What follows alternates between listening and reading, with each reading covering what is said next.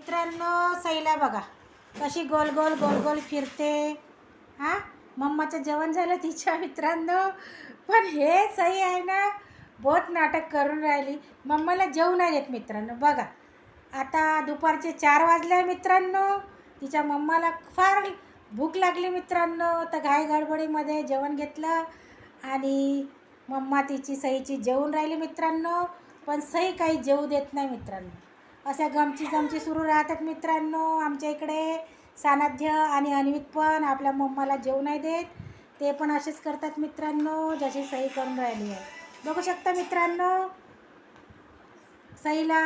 Cute baby boy आमच्या sweet sweet मामाकडे आले, नानीकडे आले पिल्लू आमची.